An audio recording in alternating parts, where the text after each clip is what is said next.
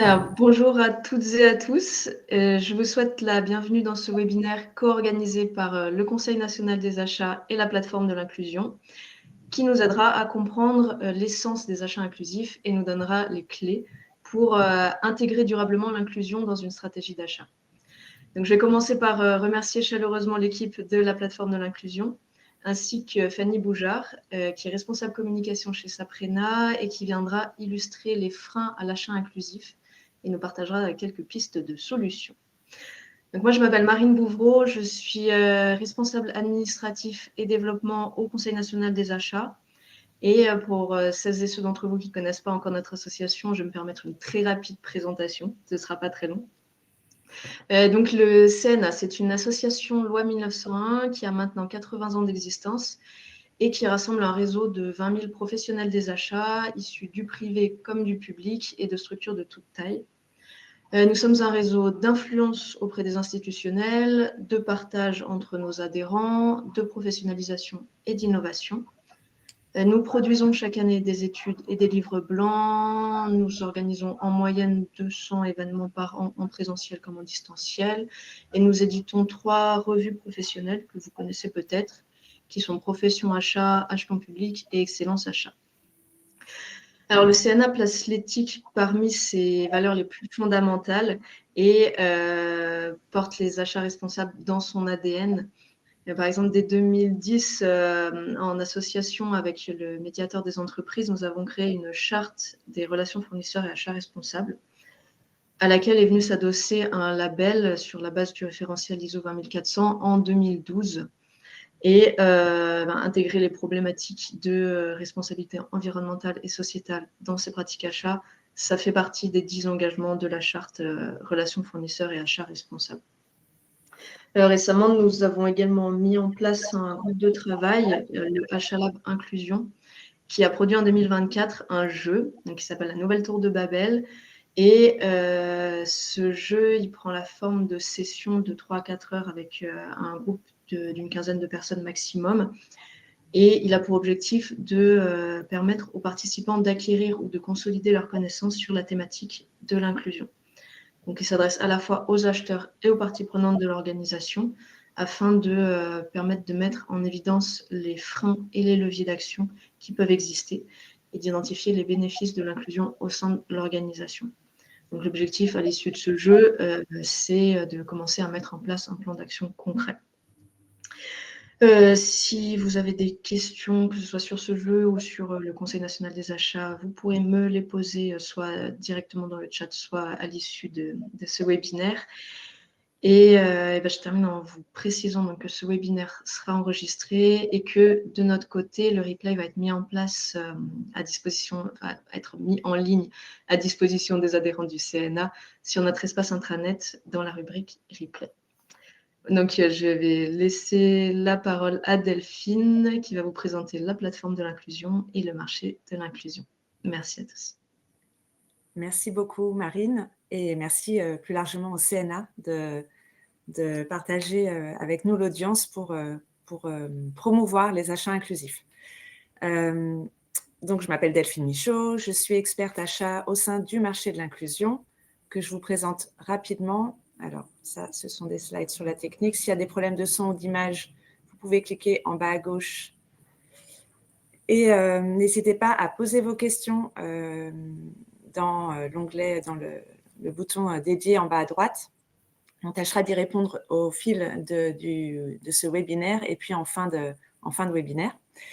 En tout cas, moi, je suis experte achat au sein du marché de l'inclusion et comme l'a dit Marine, c'est un des services numériques portés par la plateforme de l'inclusion au sein d'un groupement d'intérêt public et donc qui a vocation à le marché de l'inclusion, à aider les structures inclusives à développer leur chiffre d'affaires. Notre mission d'intérêt général étant de faciliter le retour et le maintien dans l'emploi des personnes qui en sont éloignées, donc en activant le levier des achats. C'est pour ça qu'on est ravis de parler auprès du Conseil national des achats. On souhaite augmenter la visibilité des structures inclusives et on souhaite promouvoir et faciliter la vie de l'acheteur autour de l'achat inclusif. Donc, comme Marine l'a dit, à mes côtés, Fanny Boujard, responsable communication. Je te donnerai la parole dans un petit instant, si c'est OK, Fanny. Je voudrais déjà vous entendre, vous, derrière vos écrans, vous, notamment si vous avez la casquette de responsable achat ou de chargé d'achat au sein de vos organisations, et en savoir un petit peu plus sur vos pratiques avec cette question assez simple. Avez-vous déjà mené un achat inclusif ? Oui ou non, ou si vous n'êtes pas concerné, bien entendu, vous pouvez aussi le signifier.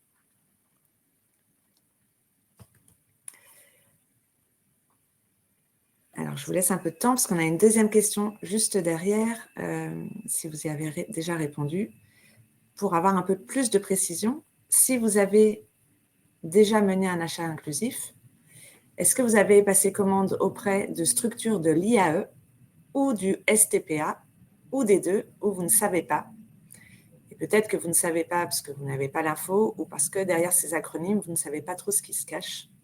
Et si c'est le cas, on va bien entendu éclairer un petit peu tout ça déjà pour commencer. Je vous laisse répondre de votre côté, on revient là-dessus dans un petit moment. On aura d'autres questions tout au long du webinaire pour mieux comprendre vos pratiques et puis et découvrir un petit peu comment ça se passe l'achat inclusif chez vous. Donc, au programme, on va détailler qui sont ces structures inclusives dont on parle. Quand on parle d'achat inclusif, bien sûr, il faut des acheteurs, mais il faut aussi des fournisseurs, donc on va les préciser. On va parler rapidement des freins à l'achat inclusif. Qu'est-ce qui fait qu'on est nombreux à se dire que, bien sûr, c'est une bonne idée, mais concrètement, on est face à pas mal de problématiques. Et c'est le cœur de notre webinaire, vous partagez des clés pour réussir les achats inclusifs, orienté achat. Et donc, ça sera là qu'on pourra partager des bonnes pratiques et échanger avec Saprena. Alors, je viens de vous poser quelques questions avec des acronymes. On va détailler ça. Qui sont ces structures inclusives? On pourrait parler aussi de fournisseurs inclusifs. Déjà, en 2 mots, en 2 chiffres plutôt, l'enjeu autour de l'inclusion, pour resituer un petit peu la discussion. 2,5 millions de chômeurs de longue durée en France et un taux de chômage des personnes en situation de handicap bien plus élevé que pour les personnes dites valides en 2024, avec un taux de 12% contre 7% pour l'ensemble de la population. Donc, on pourrait citer beaucoup plus de chiffres et d'enjeux, déjà pour situer les enjeux et les personnes dont on parle. Attention, petit moment acronyme. Déjà, savoir que les structures inclusives, les fournisseurs inclusifs, font partie d'un grand secteur d'activité qu'on appelle l'ESS. Je suis certaine que vous connaissez déjà cet acronyme, l'économie sociale et solidaire. Toutes les structures inclusives dont on vous parle aujourd'hui et dont on vous parle globalement au marché de l'inclusion font partie de l'ESS. Et plus spécifiquement, elles sont dites inclusives parce qu'elles sont conventionnées comme telles par les services de l'État. Soit elles ont des agréments, soit elles ont des conventions. Ce n'est pas n'importe quel fournisseur qui peut se dire inclusif, hein, c'est vraiment une typologie de structure bien établie. On compte à peu près 4000 structures de l'insertion par l'activité économique en France et à peu près 2500 organisations qui travaillent dans le secteur du travail protégé et adapté, donc autour du handicap, toujours en France. Et donc, ces SIAE et STPA font partie de l'ESS pour vous noyer sous les acronymes. On décrypte encore un petit peu plus précisément et rapidement. On a toujours des acronymes, mais je pense que ce qu'on veut vraiment que vous reteniez, et vous l'avez bien sûr en tête si vous êtes ici, c'est que derrière ces acronymes, il y a des personnes, et c'est vraiment l'insertion par l'activité économique et par l'emploi de ces personnes qu'on cherche à faciliter au marché de l'inclusion, et que des structures comme celle de Fanny Boujard aussi cherchent à favoriser. Donc, quand on parle de SIAE, on parle de structure de l'insertion par l'activité économique. Ces structures s'adressent à des personnes éloignées de l'emploi, par exemple des jeunes de moins de 26 ans en grande difficulté, des chômeurs de longue durée et des personnes bénéficiaires de minima sociaux. Elles offrent des parcours adaptés qui facilitent l'insertion sociale et professionnelle de ces personnes. C'est la première grande typologie de structure inclusive que l'on retrouve, donc SIAE. Et puis l'autre, alors pardon, pour un peu plus de détails, on a, donc je vous le disais, 4000 structures avec différentes typologies de structures de l'insertion par l'activité économique. Je passe, si vous avez des questions, n'hésitez pas, vous aurez les slides, mais j'avance un petit peu sur ces aspects-là. La deuxième grande typologie de structures qu'on retrouve autour de l'achat inclusif, ce sont les organisations du STPA, le secteur du travail protégé et adapté, qui lui regroupe les structures qui ciblent les personnes en situation de handicap et qui là aussi cherchent à favoriser leur insertion par l'emploi, donc en créant de l'emploi pour ces personnes. Là, on a à peu près, je le disais, 2500 structures et quatre grands types de structures qui accompagnent plus de 170 000 personnes en situation de handicap en France. Parmi ces structures, on retrouve notamment les ESAT, donc des établissements médico-sociaux, et aussi les entreprises adaptées. Et aujourd'hui, on va pouvoir faire un petit focus sur les entreprises adaptées grâce à la présence de Saprena à nos côtés. L'entreprise adaptée, c'est une entreprise du milieu ordinaire, on va dire une entreprise conventionnelle, si le mot est adapté, qui a la spécificité d'employer au moins 55% de travailleurs en situation de handicap. Aujourd'hui, on compte environ 832 entreprises adaptées en France et qui emploient 42 000 salariés en situation de handicap, qui les accompagnent dans leurs projets professionnels. Ce n'est pas juste leur proposer un emploi, elles les accompagnent pour favoriser l'accès durable à l'emploi au sein de l'entreprise et puis peut-être auprès d'un autre employeur en favorisant leur formation et leur employabilité sur le long terme. Mais vraiment, c'est sans doute Fanny Boujard qui, en tant que responsable communication de l'entreprise Saprena, qui saura mieux en parler. Donc, je lui laisse la parole. Merci Delphine. Bonjour à toutes et à tous. Je vais vous présenter en effet l'exemple d'une entreprise adaptée dans laquelle moi je travaille, qui s'appelle Saprena. Donc Saprena, c'est une entreprise adaptée qui est située juste à côté de Nantes et un petit peu partout en Loire-Atlantique. Nous, on existe depuis 38 ans. On est une des plus grandes entreprises adaptées de la région. On emploie nos 500 salariés. 500 salariés, donc 67% de nos collaborateurs qui sont en situation de handicap. Donc qui ont une reconnaissance de la qualité de travailleur handicapé, une RQTH. Donc on est, comme je vous le disais, situé en Loire-Atlantique et puis on a également une partie de nos équipes qui sont aussi sur d'autres implantations dans l'ouest de la France. Notre chiffre d'affaires, donc c'est 21 millions de chiffre d'affaires en 2024 et donc on parle de produits d'exploitation. Donc 26 millions de produits d'exploitation parce qu'on compte également les aides au poste, donc qui sont les aides accordées par l'État aux entreprises adaptées en fonction des effectifs RQTH avec aide au poste. Là, on retourne un peu dans la technique, mais c'est important aussi, on est très transparent là-dessus.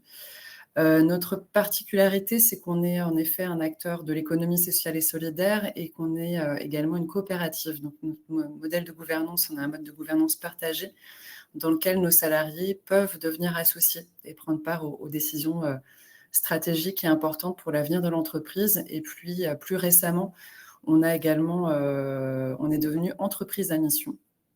Donc, c'est une qualité qui est désormais dans nos statuts et on va un petit peu plus loin sur également l'impact environnemental de nos activités. Peut-être vous en dire un petit peu plus sur nos activités.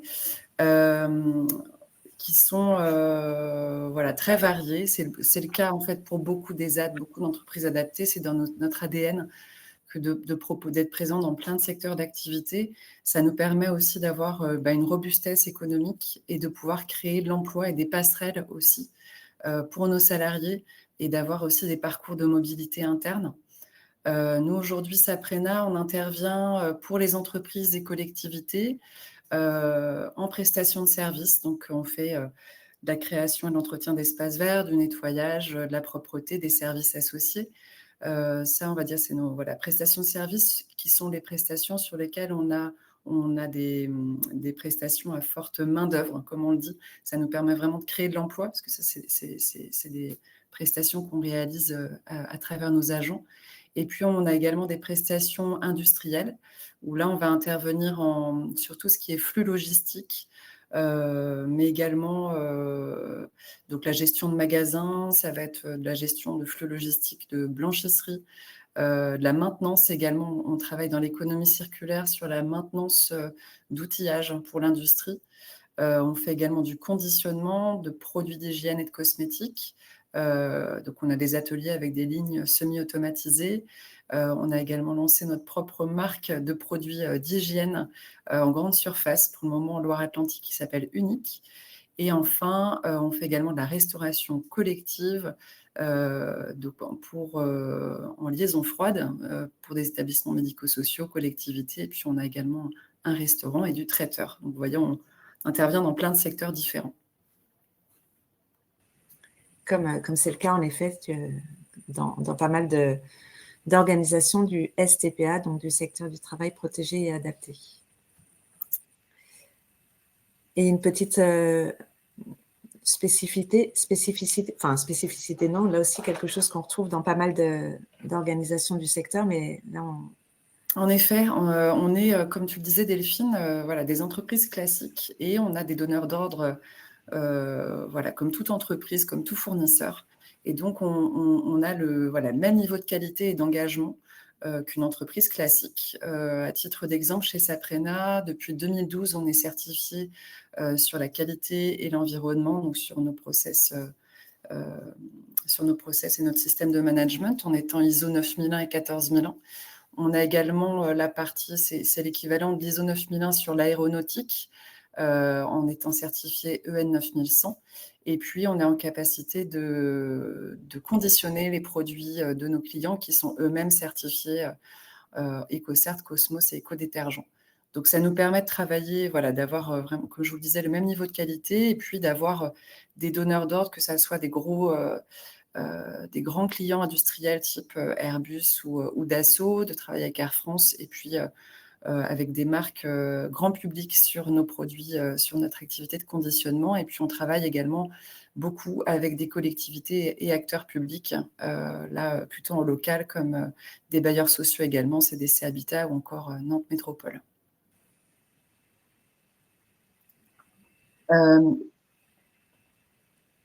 Et puis, une particularité dont je voulais vous faire part également, qui est peu connue, c'est qu'en tant qu'entreprise adaptée, ou en tout cas nous, Saprena, on est en capacité également de monter et de piloter des groupements, des GMEA, donc des groupements momentanés d'entreprises adaptées. Et ça, c'est une vraie force, parce qu'en fait, on a beaucoup de clients qui sont présents sur plusieurs régions, plusieurs sites, et qui ont parfois des difficultés à adresser des marchés à des acteurs de l'insertion ou du handicap, sur des petits acteurs et des prestations différentes. Et donc, nous, on se propose également de piloter des groupements sur différentes régions. Et en fait, en étant le pilote, nous, on fait le sourcing et la coordination d'un réseau d'entreprises adaptées et des aides partenaires sur les territoires. Et donc, ça permet à nos clients d'avoir un interlocuteur unique, une facturation consolidée, et puis d'avoir également un reporting unifié, et tout en étant acteur de l'emploi inclusif sur chacun des territoires, parce que ça permet de créer de l'emploi et de maintenir dans l'emploi des petites structures, ESAT ou entreprises adaptées, sur chacun des territoires, mais au plus près de vos sites. Donc ça, c'était un petit focus que je voulais faire. Sachez que ça existe également et que des entreprises adaptées peuvent piloter ce type de regroupement. Oui, un dispositif qui est assez peu connu et en effet certainement intéressant pour lever les freins à l'achat, peut-être. Donc, ça nous semblait intéressant, en effet, de partager cette spécificité de Saprena. Et alors, justement, je parlais de freins à l'achat inclusif. Donc, vous l'aurez compris, le fait de passer commande auprès de structures de l'insertion par l'activité économique ou de structures du travail et protégées et adaptées. Il y a des freins côté structure, justement, et puis côté acheteur. Fanny, côté structure, en tout cas pour une organisation comme Saprena, quels sont les freins, quelles sont les difficultés pour accéder soit à la commande publique, soit au marché privé? Alors, en effet, on a des acteurs privés, des acteurs publics dans nos clients. Le frein, c'est qu'en effet, il y a vraiment un manque de connaissances sur la diversité des structures inclusives et puis sur leur fonctionnement. Et bon, là, du coup, vous êtes plus concernés parce que vous allez tout savoir grâce à ce webinaire, mais c'est vrai qu'on souffre de méconnaissance de nos modèles. Et puis, au-delà du modèle, c'est aussi la reconnaissance de la qualité des différents types de prestations qu'on peut réaliser. Souvent, on est étiqueté en sous-traitant sur de la faible valeur ajoutée, mais ce n'est pas le cas. On peut intervenir dans vraiment plein de secteurs d'activité et aussi sur des flux stratégiques pour les entreprises. Donc ça, c'est un des freins, la méconnaissance. Donc, on vous invite à partager les connaissances que vous aurez apprises aujourd'hui, un maximum de collègues. On est aussi en concurrence avec des entreprises classiques et d'autant plus dans le contexte économique tendu qu'on connaît tous. Grâce à la loi MOP, pour les acteurs publics, on bénéficie de marchés réservés, donc réservés que ce soit pour les acteurs de l'insertion et ou du handicap. Mais on le voit qu'il y a encore peu de clauses, notamment dans le gré à gré, dans les appels d'offres privés, en faveur de l'inclusion. Et puis enfin, des appels d'offres, en effet, qui sont parfois très, très larges et qui favorisent des grosses structures qui peuvent adresser l'ensemble de leurs offres. Nous, comme je vous le disais, on est multi-activités, donc pas forcément présent sur l'ensemble du spectre de tous les appels d'offres qu'on peut recevoir. Donc là, on le verra dans les leviers. Il peut y avoir des choses qui peuvent nous permettre d'accéder plus facilement, notamment via l'allotissement. Tu parlais de la loi MOP et de la commande publique, avec des obligations, du coup, en tout cas, on a certainement des acheteurs publics dans l'Assemblée derrière leurs écrans, des injonctions, des obligations réglementaires de considérer les aspects sociaux dans les achats de manière plus systématique. Je pense notamment au plan national des achats durables. Les entreprises privées aussi ont des injonctions, alors pas forcément des obligations réglementaires, mais leurs parties prenantes les poussent aussi. Et puis, ça peut être une volonté déjà, et puis des demandes des parties prenantes de favoriser l'inclusion à travers leurs achats aussi. Mais là aussi, on a, malgré une volonté ou malgré des obligations, parfois des freins. Et je vous invite, vous qui participez à ce webinaire, à répondre à ce sondage pour qu'on identifie un peu mieux ces freins. Alors, je vais essayer de le lancer pour savoir, vous, ce que sont les freins de votre côté. Voilà, merci. Merci, Camille. Quelles sont vos difficultés à vous, acheteuses et acheteurs, face à l'achat inclusif? Est-ce que c'est un problème pour trouver les structures capables de répondre à vos besoins? Est-ce qu'il s'agit de convaincre peut-être vos clients internes ou de rédiger des appels d'offres qui sont adaptés à ces structures? Vous ne savez pas trop comment vous y prendre? Est-ce que c'est un manque de temps ou est-ce que peut-être vous n'y avez jamais pensé? Je vous laisse le temps de répondre.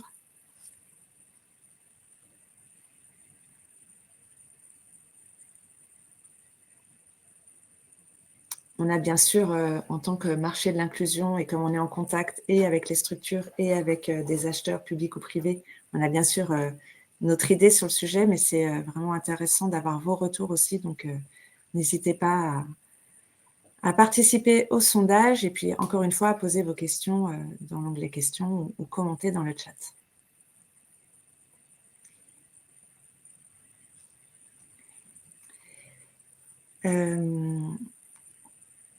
Fanny, au-delà des freins, du coup, quels enjeux autour de l'achat inclusif, autour du fait de développer l'activité commerciale auprès de la commande publique et des entreprises privées?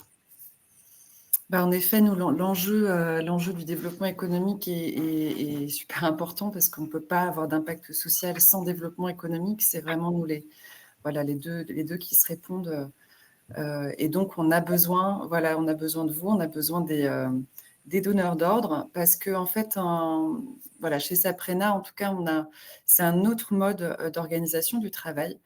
C'est un modèle voilà, d'intégrer nous plus de 67% de personnes en situation de handicap.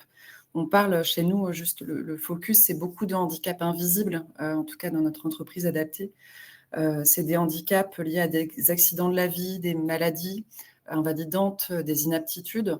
Voilà, il faut savoir que c'est des handicaps qui, là, voilà, on est 102 participants qui nous toucheront, on est 1 sur 2 où on est déjà touché dans sa vie professionnelle par une situation de handicap. Donc, il faut prendre la mesure aussi, c'est que ça nous concerne tous. Et chez nous, en entreprise adaptée, on a vraiment des pratiques managériales différentes pour accompagner vraiment nos collaborateurs à la fois dans leur montée en compétences, et puis c'est de l'accompagnement socio-professionnel aussi qu'on fait beaucoup.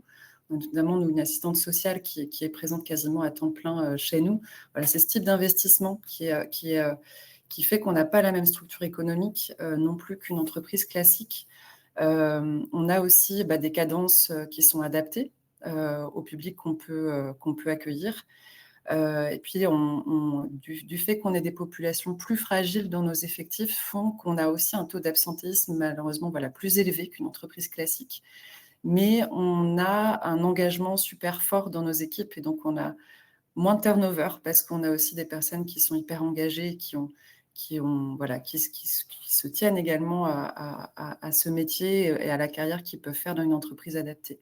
Donc voilà, ces réalités font qu'on n'a pas la même réalité d'encadrement et de la même manière de parler, enfin de travailler avec nos équipes.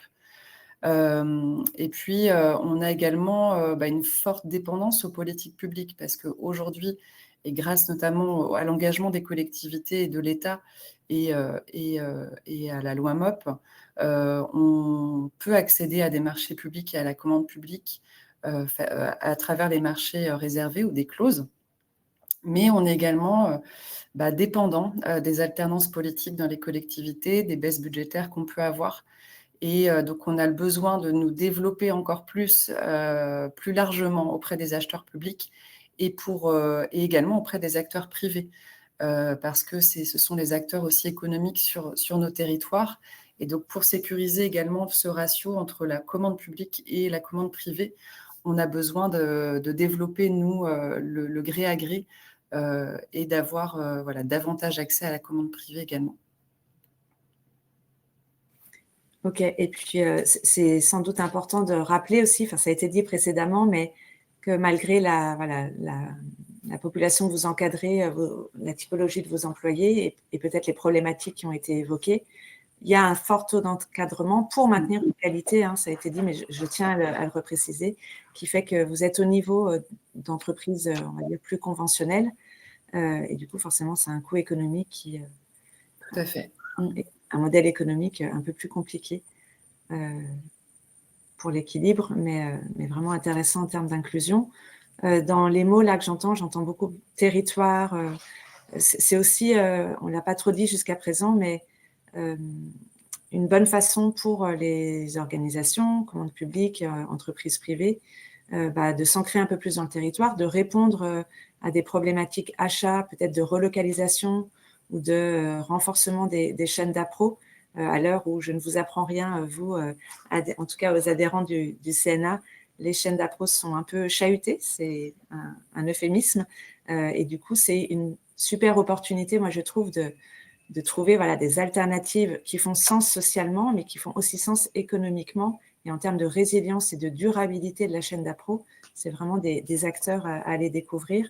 Donc, d'un côté, un modèle économique à soutenir pour les entreprises de l'inclusion, et puis de l'autre côté, des acheteurs qui font face à de nouvelles problématiques. Et peut-être que c'est vraiment l'occasion de faire se rencontrer ces problématiques. Et quelque part, l'offre et la demande, c'est aussi là l'ADN du marché de l'inclusion. Donc, des freins et des solutions. On n'est pas là pour se miner le moral. Nous, on voulait vous partager à travers ce webinaire 7 clés pour favoriser, pour mieux réussir ces achats inclusifs. Je reviendrai peut-être à la fin sur ce qui sont vos freins ou peut-être maintenant, je ne sais pas. Là, je vais voir si je peux. J'aimerais bien lire vos réponses, mais je n'ai pas trouvé. J'y reviendrai à la fin pour avancer. On va revenir sur ces freins en fin de webinaire si on a un peu de temps après les questions, mais déjà, positivons. Quelle clé pour des achats inclusifs réussis? Là encore, ce que nous disent les structures de l'inclusion est intéressant, nous acheteurs. Fanny, peut-être la première des choses et la plus importante, on parle de soigner la phase de sourcing. Est-ce que tu souhaites en parler? Tout à fait. C'est vraiment ce que je peux vous recommander et c'est ce que je vois aussi là dans le chat, dans les freins que vous pouvez rencontrer, c'est une difficulté à cartographier les structures. Typiquement, le marché de l'inclusion, c'est un des outils pour le faire. Mais intéressez-vous, voilà ce que je peux vous conseiller, faire du sourcing auprès alors des EA, ESAT et également des acteurs de l'insertion en amont de vos appels d'offres pour connaître les secteurs d'activité sur lesquels vous avez des acteurs qui sont juste à côté de chez vous et qui pourraient répondre à vos besoins.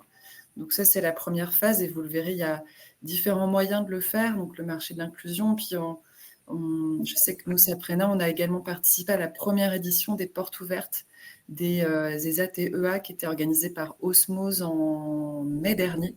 Et donc, sachez qu'il y a une opération nationale qui aura lieu là en juin 2026 où vous avez plein de structures qui ouvrent leurs portes pendant une semaine pour vous montrer leurs différentes activités et savoir-faire. Donc, n'hésitez pas à y participer. Une autre piste, ça peut être aussi d'en parler déjà à vos fournisseurs actuels ou parce qu'il peut y avoir, je sais que ça peut être le cas chez nous, des fournisseurs qui nous ont appelés en disant finalement, voilà, notre client souhaite intégrer les achats soient plus inclusifs sur cette partie de prestation. Et donc, on peut faire de la co-traitance ou sous-traitance aussi avec vos partenaires actuels. Donc, pensez-y, ça peut être aussi une piste. Et puis, nous, on invite aussi les structures, les structures du territoire à venir faire des visites apprenantes dans nos structures. Donc, on accueille très souvent des COMEX, des CODIR ou des référents RSE qui viennent faire des réunions chez nous. Et puis, on en profite pour faire un focus sur les enjeux de l'inclusion des personnes en situation de handicap. Et puis, un peu les coulisses d'aller visiter nos ateliers et de rencontrer nos équipes. Et c'est toujours plus concret et sympa aussi de créer ces liens directement dans les structures. Donc, en tout cas, voilà, si là, il y a des acteurs en Loire-Atlantique, nos portes sont toujours ouvertes. Et puis, je pense qu'il y a d'autres structures qui seraient ravies aussi de le faire. Merci. Au-delà de ces journées portes ouvertes, notamment, auxquelles j'ai eu la chance de participer, c'est vrai que c'est toujours très instructif. Sachez qu'il y a un certain nombre d'outils qui facilitent la vie de l'acheteur pour identifier quelles sont les structures. C'est peut-être le premier pas, voilà, c'est de les identifier et après, bien entendu, d'engager une phase de sourcing plus poussée en échangeant, en allant visiter, bien entendu. On a ici à l'écran 4 grands acteurs autour de l'inclusion qui vous facilitent la tâche. Osmose, qui est le réseau national des entreprises du secteur du handicap. La Fédération des entreprises d'insertion, qui, elle, regroupe principalement les structures de l'insertion par l'activité économique. C'est le réseau des entreprises d'insertion et des entreprises du travail temporaire d'insertion en France. L'UNEA, on pourrait citer d'autres organisations nationales autour de ce secteur-là. Et puis le marché de l'inclusion, du coup, qui référence l'ensemble de ces acteurs. Je vous montrais au début, d'un côté, les structures de l'insertion par l'activité économique et de l'autre côté, le STPA, donc le secteur du travail protégé et adapté. Les deux grands secteurs se retrouvent dans le marché de l'inclusion où on a pu référencer l'ensemble de ces structures. Vous pouvez aller sur le site. Vous verrez, il y a un annuaire en ligne. On peut retrouver par secteur d'activité et par région, notamment les acteurs de vos régions. On peut faire des recherches un peu plus ciblées dès lors qu'on est inscrit. Et puis voilà, il y a tout un tas d'outils sur le marché de l'inclusion qui vous facilitent l'achat inclusif, en tout cas qui référencent l'ensemble de ces structures. Un deuxième, donc voilà, vraiment axer ces premiers efforts sur le sourcing, ça paraît évident quand on est acheteur. Pour autant, je le sais parce que je suis moi aussi du monde des achats. Une fois qu'on a la tête dans le guidon, on a tendance à s'appuyer sur son panel de fournisseurs existants et on ne prend pas forcément le temps d'aller chercher plus loin ou plus près finalement. Donc là, c'est vraiment peut-être le plus gros effort en termes de temps à réaliser, c'est identifier, donc sourcer à travers ces outils notamment, et après prendre contact, échanger. C'est ça aussi qui rend notre boulot passionnant, d'aller détecter de nouvelles structures, de nouveaux fournisseurs inclusifs. Et puis ensuite, comment leur faciliter la tâche et comment faire en sorte que plus systématiquement on peut déclencher une commande auprès de ces fournisseurs de l'inclusion. Et là, on a un outil tout simple qui est assez répandu dans la commande publique et qu'on peut aussi installer dans nos achats privés. Ce sont les critères d'attribution. Et là, déjà, en mettre en place, ce n'est pas toujours le cas. Et puis donner davantage de poids aux critères liés à l'inclusion. On le disait en préparant ce webinaire, parfois, ce critère n'existe pas ou alors il est assez limité et ne permet pas de faire la différence face à d'autres plus grandes structures, plus grandes entreprises, de faire la différence en termes d'arbitrage.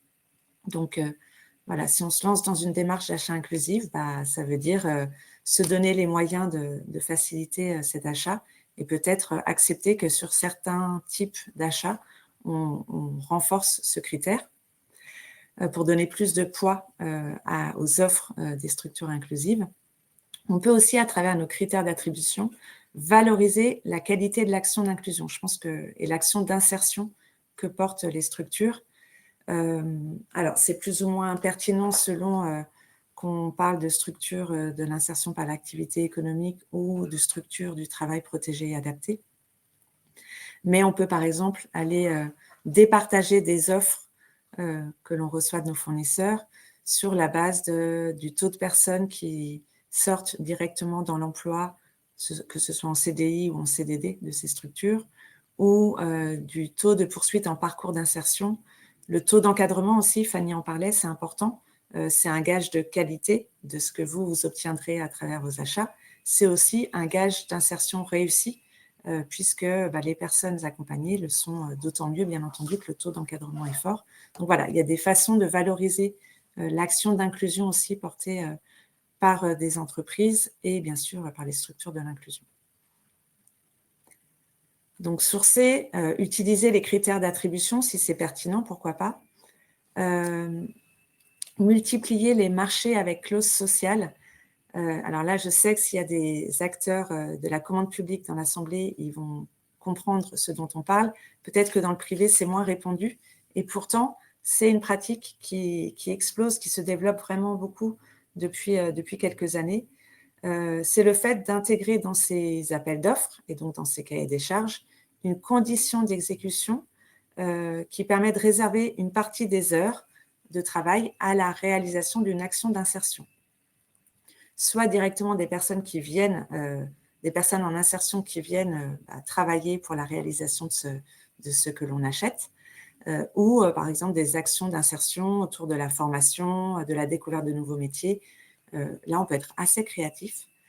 Donc voilà, soit ce que je disais, des nombres d'heures d'insertion minimum que l'on demande de la part de son fournisseur. Et c'est là que ce que disait Fanny sur le fait de faire connaître à ses fournisseurs les structures de l'inclusion, c'est aussi intéressant pour répondre à ces clauses sociales. Soit des engagements qu'on demande aux fournisseurs, par exemple des visites de chantier, des journées portes ouvertes, des stages auprès de lycées professionnels, par exemple, ouvrir ses portes à des personnes qui sont, de par les inégalités de notre société, plus éloignées de l'emploi que d'autres.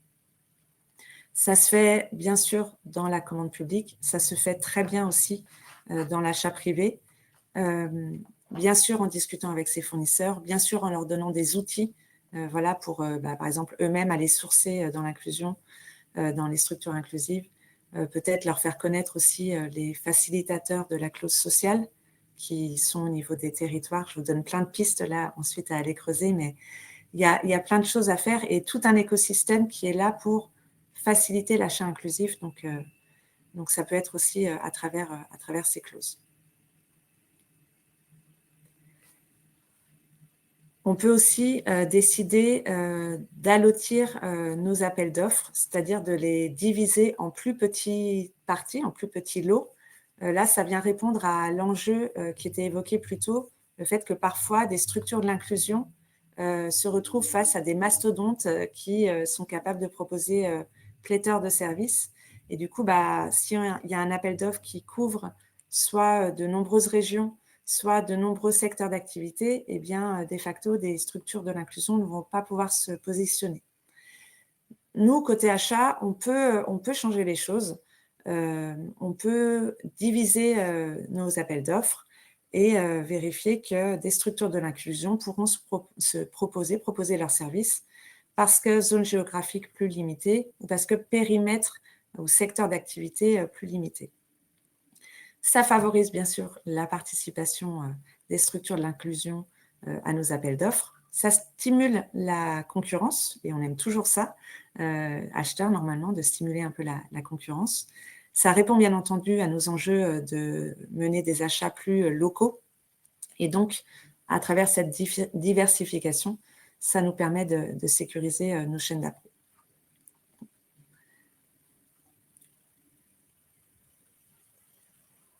N'hésitez pas, pendant que je parle, tout en m'écoutant, à partager vos bonnes pratiques en termes d'achat inclusif. Qu'est-ce que vous faites ou qu'est-ce que vous souhaitez mettre en place pour accélérer sur le volet social de vos achats. Une autre pratique aussi, là aussi qu'on pique un peu à l'achat public, mais qui fonctionne aussi en achat privé, c'est de tout simplement réserver des appels d'offres, des marchés au secteur de l'inclusion. Ces fameuses structures inclusives dont je vous parle depuis le début et que vous retrouvez dans les slides de présentation, se dire que pour telle typologie d'achat, parce qu'on sait que l'offre est mature, parce qu'on sait que là, il y a un grand levier d'inclusion qu'on peut actionner à travers nos achats, eh bien, on n'ouvre pas plus largement à la concurrence, mais on ne va consulter que ces structures-là. Donc, ça, voilà, là, on est sûr d'avoir un impact fort. Ça n'empêche pas la concurrence. On peut tout à fait se dire qu'on va ne consulter que des entreprises adaptées, par exemple, ou plus largement des SIAE ou le STPA. Là aussi, le marché de l'inclusion a développé des outils pour vous faciliter la tâche. Vous pouvez publier votre besoin en ligne et voir se positionner des structures qui se disent, oui, moi, telle prestation, je peux tout à fait accompagner cet acheteur et je vais y répondre. Donc là, c'est tout à fait possible et ça n'est pas contraire, j'insiste, à la mise en concurrence. Ça permet de développer des partenariats, des prestations sur mesure.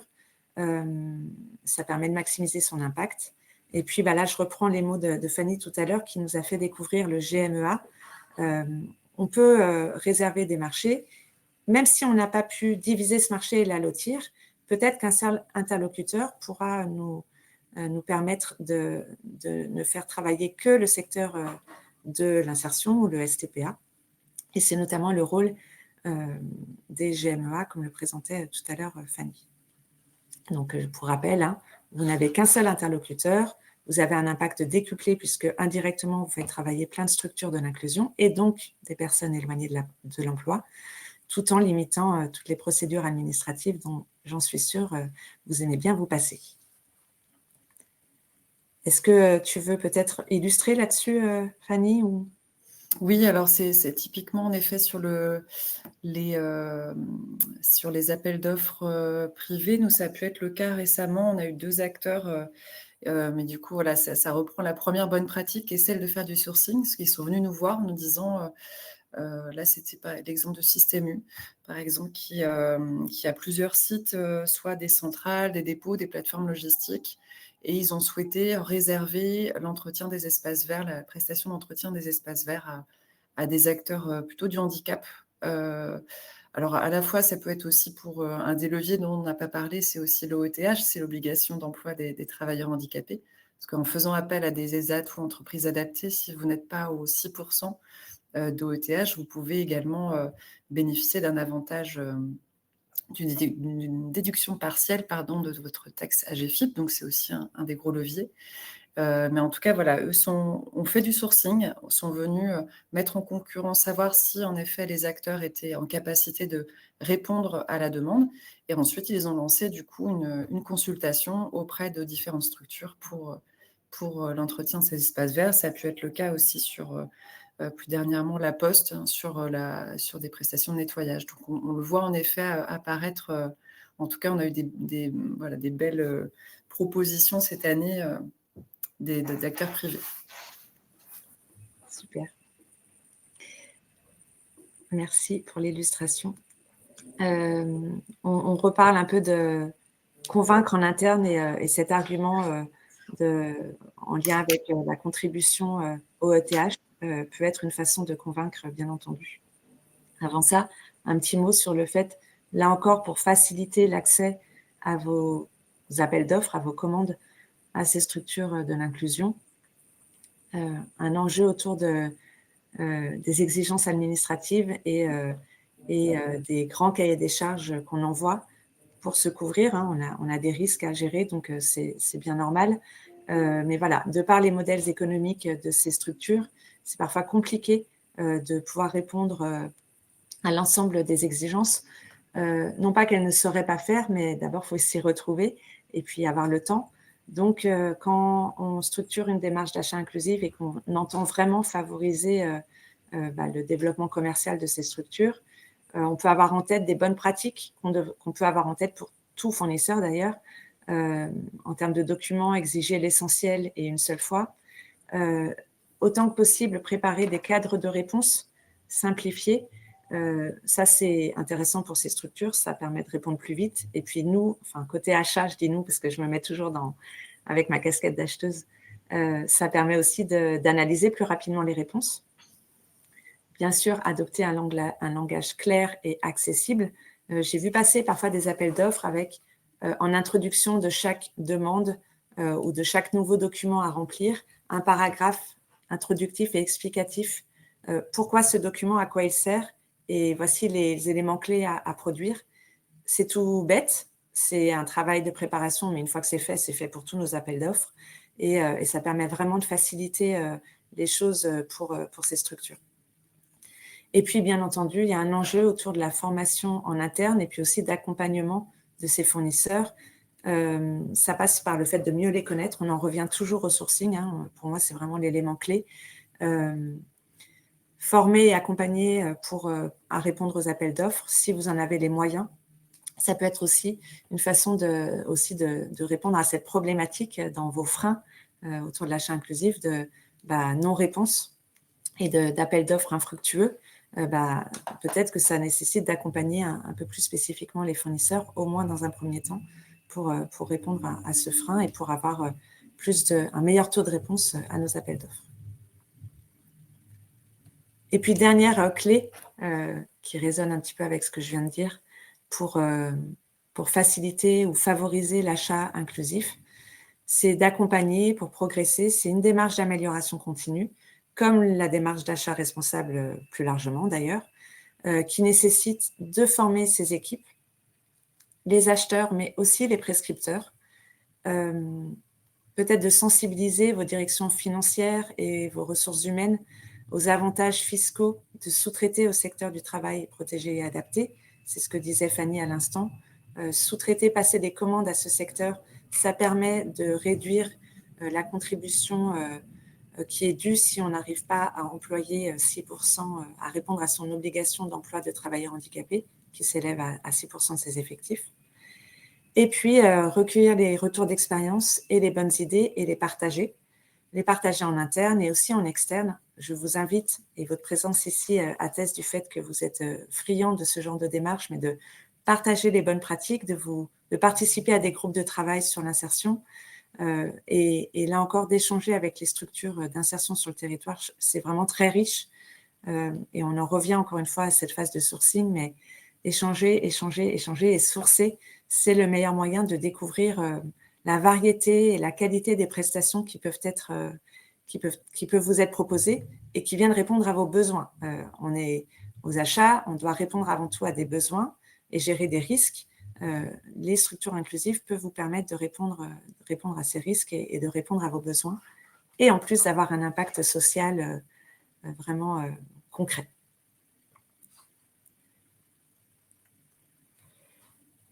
J'ai mis quelques bonus apport de la commande publique avec un peu plus de transparence. Vous les retrouverez dans les slides, mais je souhaiterais avancer pour laisser le temps à des questions-réponses.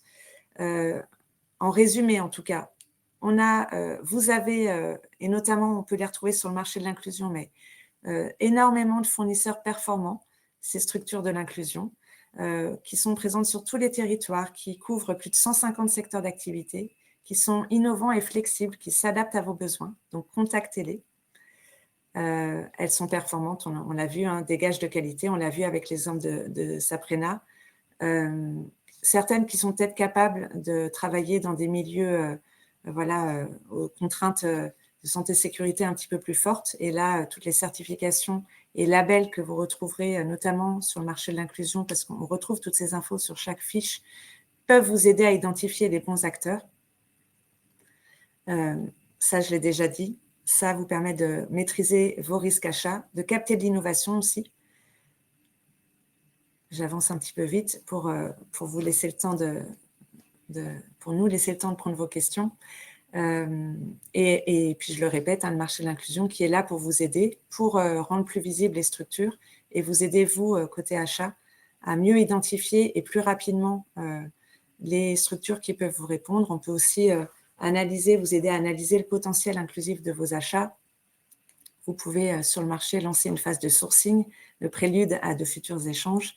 Et puis, on a développé de nouveaux outils pour vous aider à piloter vos indicateurs d'impact et mieux comprendre où vous en êtes et du coup, où vous pouvez aller en termes d'achat inclusif. J'ai un peu accéléré pour pouvoir prendre vos questions. J'espère que tout ça vous a intéressé. Et je vais voir vos questions dans le chat. Alors, il y en aura peut-être pour moi et peut-être pour Fanny. Je crois que j'en avais vu passer une. Voilà, pour Saprena, donc je la mets à l'écran. Est-ce que vous voyez la question à l'écran? Est-ce que Fanny, Oui. Oui. Oui, en effet, donc on est devenu entreprise à mission, mais ça, c'est le point de départ, hein, ça ne fait pas tout. En effet, nous, on a sur notre démarche environnementale, donc on a donc notre raison d'être qui est désormais inscrite dans nos statuts. Puis ensuite, on a 3 objectifs opérationnels, notamment un qui est de prioriser dans nos décisions, de prioriser les décisions qui auront un impact positif sur l'environnement dans le développement de nos activités. Donc, on a réalisé notre premier bilan carbone en 2022. On va réaliser, en 2023 sur les données de 2022, on va réaliser notre deuxième bilan carbone cette année. Et puis, on a depuis 2 ans intégré la démarche Acte pas à pas de l'ADEME, qui nous a permis d'établir notre trajectoire bas carbone et d'aller jusqu'à un plan d'action bas carbone qui est désormais intégré dans nos processus métiers et sur lequel on s'aligne sur les objectifs des accords de Paris. Donc, une démarche de plan de transition finalement comme d'autres acteurs. Exactement. Donc, merci. Je t'envoie une autre question pour les GMEA. Alors, je pourrais y répondre, mais comme tu as introduit cette notion et que c'est vraiment, je pense, un outil intéressant pour les acheteurs. Bonjour, GMEA pour la gestion des espaces verts sur plusieurs régions, par exemple. Oui, exactement. Nous, on a notre premier GMEA, on l'a lancé parce qu'en fait, on gère la gestion des flux logistiques blanchisserie des vêtements de travail des compagnons Airbus. On le gérait sur 2-3 sites en Loire-Atlantique. Donc, en fait, on gère à la fois de la mise à disposition des vêtements des compagnons dans leur casier, on récupère les vêtements sales, on les envoie en blanchisserie avec des partenaires ESAT qui font le métier de la blanchisserie.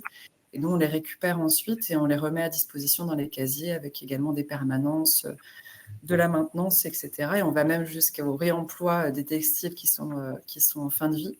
Donc ça, c'était un premier exemple de GMEA qu'on a du coup maintenant fait sur tout Airbus Atlantique, voilà, sur la partie Stelia, la partie ouest de la France. Et là, on va lancer en effet un nouveau GMEA sur la gestion des espaces verts. Donc oui, c'est possible de le faire. Nous, on le fait sur nos cœurs de métier, mais on peut l'imaginer sur plein de prestations différentes, que ce soit sur du flux logistique ou espace vert. Ça, on est en capacité de le faire. Ouais. Parfait, merci. J'ai une question sur des exemples de critères.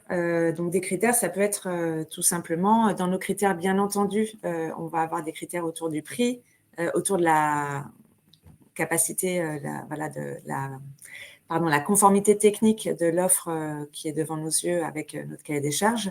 On peut ajouter à cela, donc imaginons, je ne sais pas, on met 40% sur le prix et puis on pondère la technique à 70%, ça va faire trop à 50%, voilà.